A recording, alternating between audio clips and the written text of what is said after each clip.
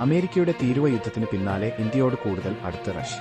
ഇന്ത്യയ്ക്ക് വലിയ വിലക്കിഴിവിൽ ഇനിയും എണ്ണ നൽകാം എന്ന വാഗ്ദാനത്തിന് പിന്നാലെ പ്രതിരോധ മേഖലയിലേക്കും റഷ്യ സഹായത്തിനൊരുങ്ങുന്നതായാണ് റിപ്പോർട്ട്. ഇന്ത്യയ്ക്ക് കൂടുതൽ S-400 മിസൈൽ സംവിധാനങ്ങൾ വിതരണം ചെയ്യുന്നതിനുള്ള ചർച്ചകൾ റഷ്യയിൽ നടക്കുന്നുണ്ട് എന്നാണ് പുറത്തുവരുന്ന വിവരം.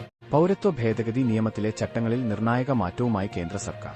പൗരത്വത്തിന് അപേക്ഷിക്കാനുള്ള കട്ട് ഓഫ് തീയതി മാറ്റാൻ തീരുമാനം.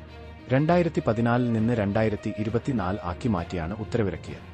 2019 ഡിസംബറിൽ പാസാക്കിയ നിയമപ്രകാരം മതപരമായ പീഡനം കാരണം പലായനം ചെയ്ത ബംഗ്ലാദേശ്, പാകിസ്ഥാൻ, അഫ്ഗാനിസ്ഥാൻ എന്നിവിടങ്ങളിൽ നിന്നുള്ള അമുസ്ലിം കുടിയേറ്റക്കാർക്ക് ഇന്ത്യൻ പൗരത്വം നൽകുന്നു.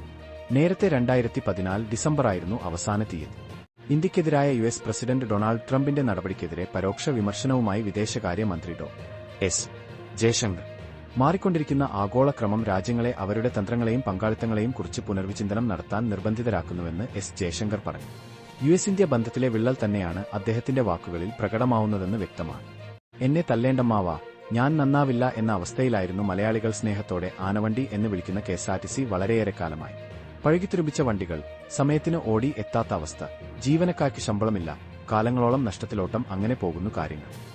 ചൊവ്വന്നൂർ യൂത്ത് കോൺഗ്രസ് മണ്ഡലം പ്രസിഡന്റ് സുജിത്തിനെ പോലീസ് ക്രൂരമായി മർദ്ദിച്ച ദൃശ്യം പുറത്തുവന്ന പിന്നാലെ കടുത്ത പ്രതിഷേധം. ഇത്തരം ക്രൂരന്മാരായ പോലീസുകാരെ ഒരു നിമിഷം പോലും ഇനി സർവീസിൽ തുടരാൻ അനുവദിക്കരുത് എന്ന് പ്രതിപക്ഷ നേതാവ് വി. ഡി. സതീശൻ ആവശ്യപ്പെട്ടു. എന്തുകൊണ്ടാണ് ഇത്രയും കാലം ഈ ദൃശ്യം മൂടിവച്ചത് എന്ന് AICC അംഗം വി. ഡി. ബൽറാം ചോദിച്ചു. തദ്ദേശ നിയമസഭാ തിരഞ്ഞെടുപ്പുകൾക്ക് ഒരുങ്ങുകയാണ് എല്ലാ പാർട്ടികളും. ഓരോ മണ്ഡലത്തിലെയും ജനഹിതം മനസ്സിലാക്കിയുള്ള നീക്കങ്ങൾ തുടങ്ങിക്കഴിഞ്ഞു. വിജയസാധ്യതയുള്ള സ്ഥാനാർത്ഥികളെ കളത്തിലിറക്കാനാണ് CPM, കോൺഗ്രസ്, BJP ഉൾപ്പെടെ എല്ലാ പാർട്ടിയുടെയും ശ്രമം. ലോക്സഭാ തിരഞ്ഞെടുപ്പിൽ വോട്ട് വർദ്ധിച്ചതിന്റെ ആവശ്യത്തിലാണ് BJP. നിസാര കാര്യത്തിന് പോലീസ് സ്റ്റേഷനിൽ കൊണ്ടുവന്ന് യുവാവിനെ ക്രൂരമായി തല്ലിച്ചതയ്ക്കുന്ന വീഡിയോ ദൃശ്യം പുറത്ത്. യൂത്ത് കോൺഗ്രസ് ചൊവ്വന്നൂർ മണ്ഡലം പ്രസിഡന്റ് സുജിത്തിനാണ് മർദ്ദനമേറ്റത്. 2023 ഏപ്രിലിൽ കുന്നംകുളം പോലീസ് സ്റ്റേഷനിൽ നടന്ന സംഭവത്തിന്റെ ദൃശ്യങ്ങളാണ് ഇപ്പോൾ പുറത്തുവന്നിരിക്കുന്നത്. ഏറെ നാളത്തെ നിയമപോരാട്ടത്തിന് ശേഷമാണ് CCTV ദൃശ്യം പരസ്യമാക്കേണ്ടി വന്നത്. ഗതാഗത വകുപ്പ് മന്ത്രി കെ. ബി. ഗണേഷ് കുമാറിനെ പുകഴ്ത്തിയുള്ള ആശ ഉല്ലാസിന്റെ കുറിപ്പ് വൈറലാകുന്നു.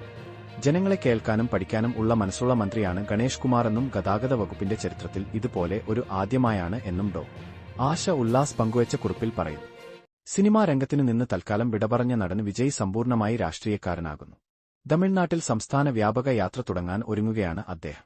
വിജയുടെ നീക്കം മറ്റു പാർട്ടികൾ ആശങ്കയോടെയാണ് നോക്കുന്നത്. പനീർശെൽവം, ടിഡിവി ദിനകരൻ തുടങ്ങിയവരെല്ലാം വിജയുമായി അടുക്കുമെന്ന സൂചന നൽകിക്കഴിഞ്ഞു.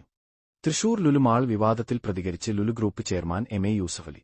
തൃശൂരിൽ ലുലു മാൾ യാഥാർത്ഥ്യമാകാത്തത് ഏറെ വേദനിപ്പിക്കുന്നതാണെന്ന് അദ്ദേഹം പറഞ്ഞു. വിഷയത്തിൽ തുടർനീക്കം എന്താണെന്നുള്ള മാധ്യമപ്രവർത്തകരുടെ ചോദ്യത്തോട് ആയിരുന്നു MA യൂസഫലിയുടെ മറുപടി. കുവൈറ്റിൽ വച്ചായിരുന്നു യൂസഫലി വിവാദ വിഷയത്തിൽ തന്റെ നിലപാട് വ്യക്തമാക്കിയത്.